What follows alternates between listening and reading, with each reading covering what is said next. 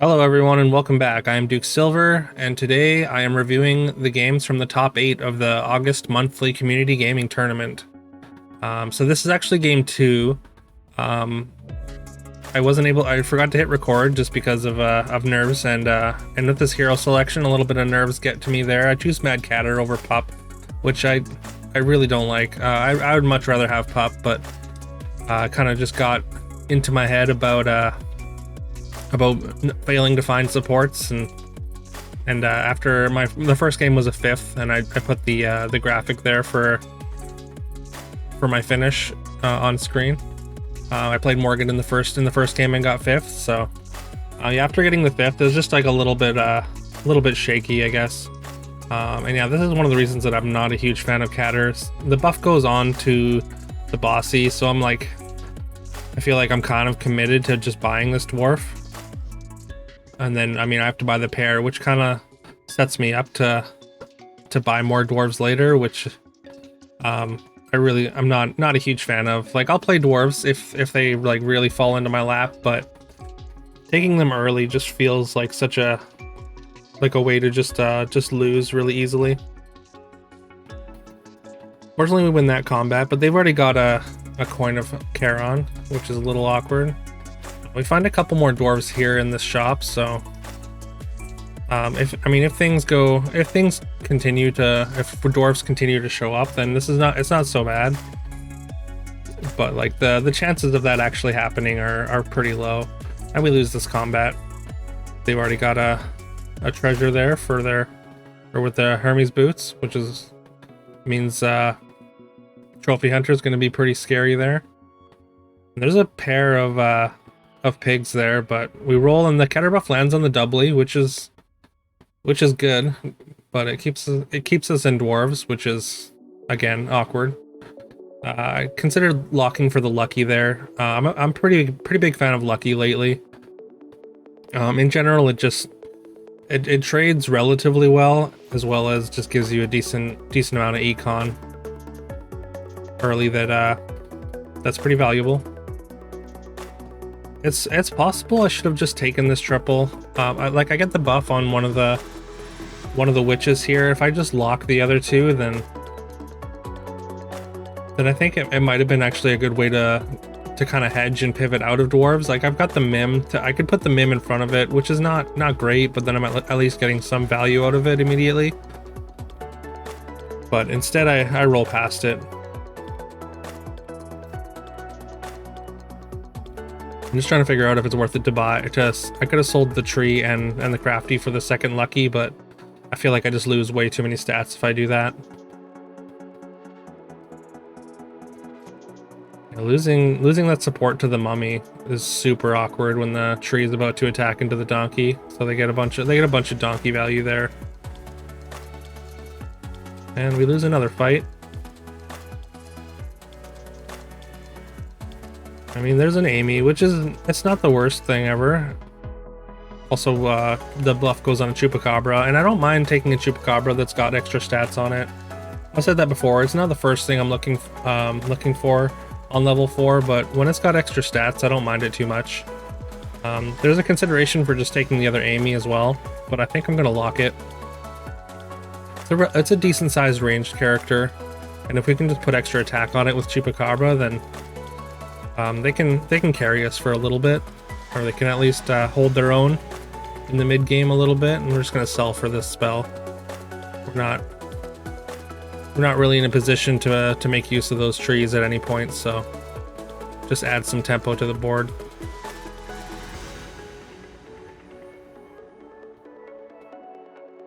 Unfortunately, we lose that combat. They've got Hat Ball and Sky Castle 4.0, so something to watch out for. This is top 8. Obviously, it's very strong players. Everyone here had to fight through the tournament to get to this point. So it's you get super punished for basically any mistakes you make, or any way you lose tempo. And so here's a 4.1. No Lux Given has Hat Ball Prism on 4.1, and has 147, 150 Wizard's Familiar, and drops us to 3, and then gloats about it. So good for him, I guess.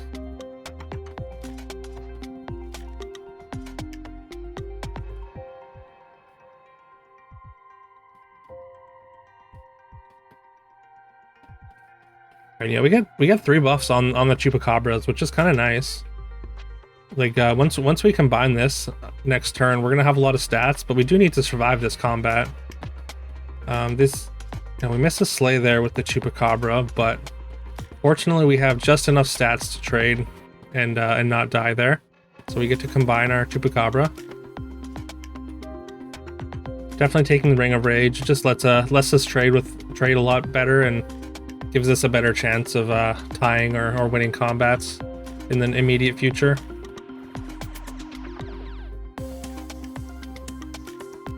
I'm locking for the friendly spirit that got the Catter buff.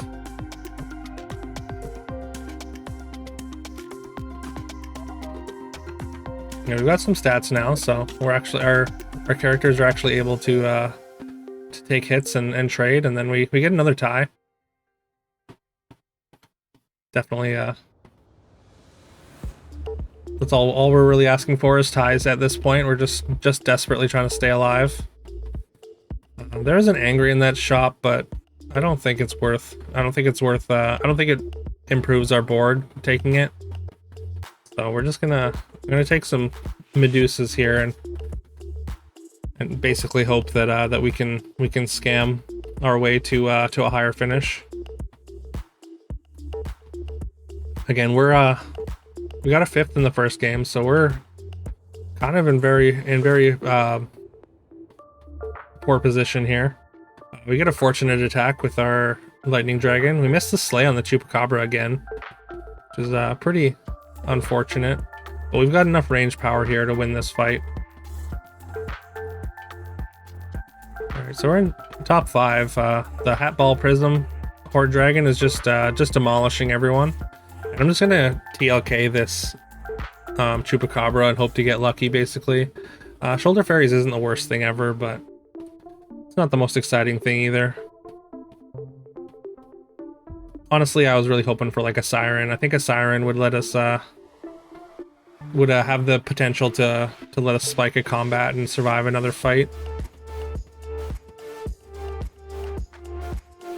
And I'm not sure I can afford to triple this Medusa. I think having the Medusa effect in 2 different spots is just more important. Considered the Cupid there, but just didn't seem quite good enough. Although we didn't really improve the board all that much, so and we just take a pair of friendly spirits there.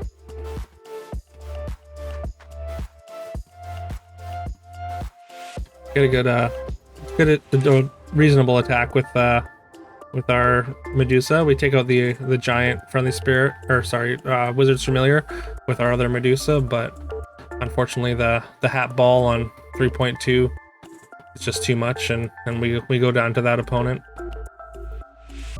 Obviously the Horde Dragon went on to win very, very quickly after that.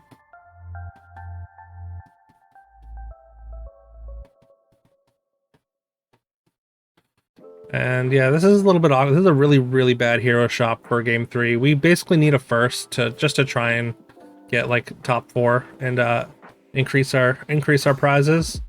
I think maybe Sadrak was a better choice, but I went with Sharebear just because it's strong in the early game. You get a couple extra units in the beginning, and just like it's decent for tempo. Although Sharebear is like really bad, especially when your opponents are better. Well, I'm sorry. Sharebear becomes really bad when your opponents are a lot better, because they can make use of the gold and do more damage to you in general.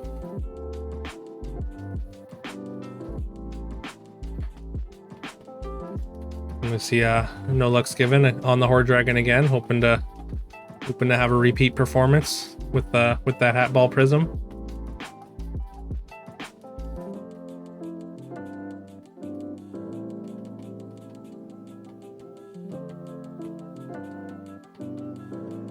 There's Fallen Angel just doing Fallen Angel things. crushing early boards.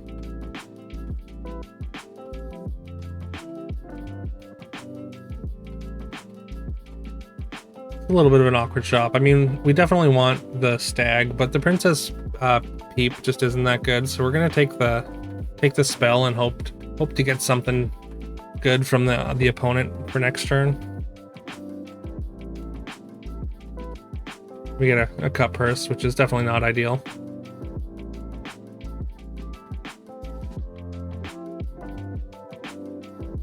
Yeah, pop with a full back line on 3.0 with three supports is really hard to beat, so let's get kind of crushed there.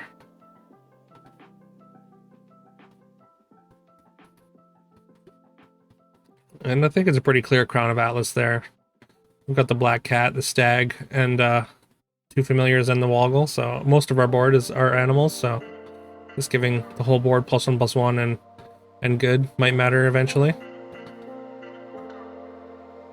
Alright, we get a Slay with the Polywoggle and it survives, so it turns into a Horde Dragon, or a Feasting Dragon, sorry, which is good. We don't get a Slay off of it during that combat though, unfortunately.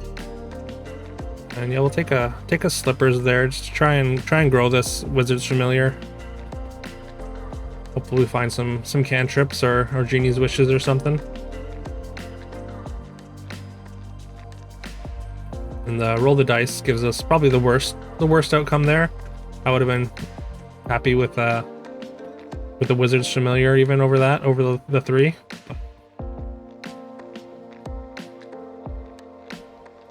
Yeah, we've got a decent chunk of stats now, and we're gonna get a Feasting Dragon Slay and win the fight. Gwen's down to 8 HP on 4.0 already, so that's really unfortunate. And we get a Masquerade Ball off that Genie's Wish, so I like reach for the Chupacabra again, but I'm not entirely convinced it's a great play here, because I want the Feasting Dragon in 5 still. So I think I'm just gonna take the Nian, because Nian doesn't need to compete for that first slot with the Feasting Dragon or with the Stag. And also it's an evil, so we can make use of our evil witch there. And we lose that fight and take some golden damage. Not ideal, but we're still at 20, which is in the top 4 of the lobby at this point. Yeah, we take a Sporko with the couple Feasting Dragon buffs we have.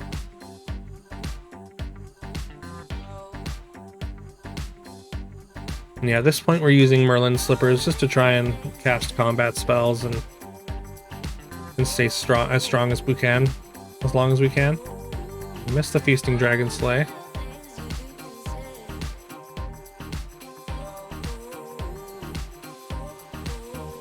But we have enough stats to win that fight pretty handily.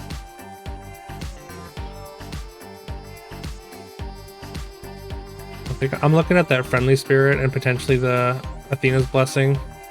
With the 2 ranged supports, I like Athena's Blessing a lot. But we're gonna roll past that, find some cantrips, and kind of hoping to find like something to pair up one of these supports.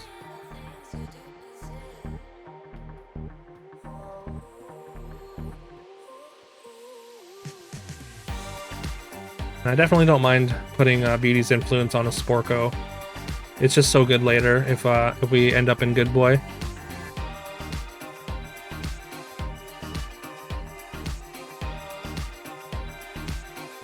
Alright, so No Luck's Given has Hat Ball again, but sorry, it's No Luck's Given's Ghost has Hat Ball again at this stage in the game. Apparently they weren't able to add Prism. Maybe they were looking a little too hard for it. But that's kind of a wild, almost like a feast or famine thing with Horde Dragon.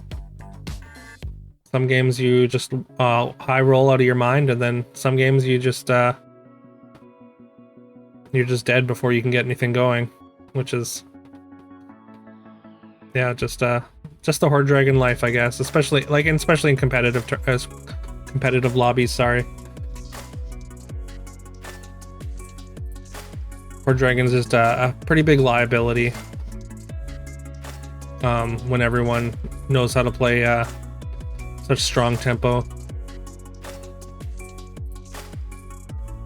Positioning's a little bit weird. I want the Horde Dragon to go first, but I also kind of want it to trade, but I also kind of want to put health on it. And this pup's already at 5.2 with a full sleigh board, so their lightning dragons kind of ruin us. But we have enough stats in the back, and we end up with a win there. And we get to triple up our Sporko.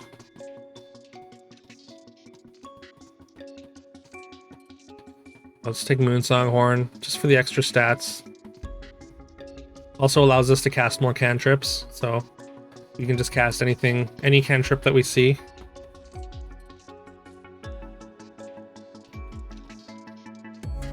Just trying to figure out where to put this Mix-a-Wizzle. I'm gonna go with the Wizard's Familiar. Like, we're not scaling it with the Monster Book anymore by doing that, unfortunately. But and then we cast the Cat's Call, because I mean we got the upgraded Sporko, so Cat's Call is pretty good. This opponent is already like ridiculously large. They've got Mimic, Embiggening Stone, Golden Pea, Double Good Boy. They've already upgraded their Hercules and Double Green Knight, so yeah, we get thrashed.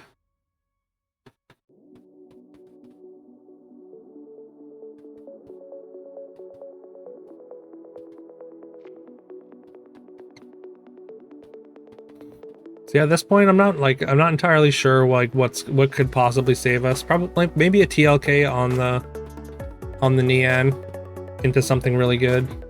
Although I'm not even sure what. Like I mean good boy would be the answer, I think.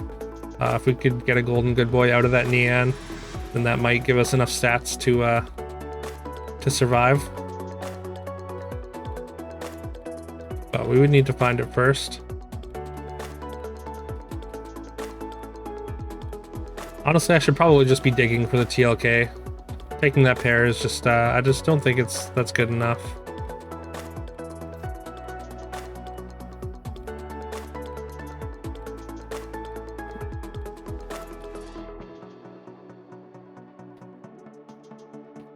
Unfortunately, that Tweedledee is just has way too many stats.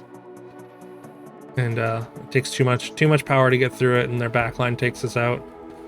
But we do manage a third, so we end up in top 8 with 2 fifths and a third, which is good enough. It was good enough for 5th place.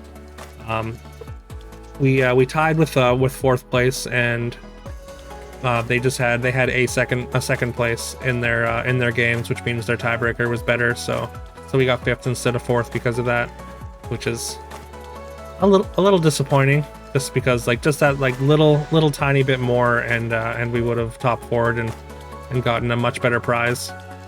But yeah, I mean we made a few mistakes, but the lobbies are super strong. At that point, you just have to play your best and hope that things go your way. So things just didn't quite go my way enough to place higher, unfortunately. But yeah, I mean making top 8 is still pretty sweet. But yeah, so I hope this was informative. I'm sorry I missed the first game. If you enjoyed this video, please leave a like and subscribe if you haven't already. It really helps the channel out, and I really appreciate it. And tomorrow will be just a regular video, and then the day after I will be doing a Trophy Hunter compilation video. So that's the plan. And yeah, I guess I will see you tomorrow.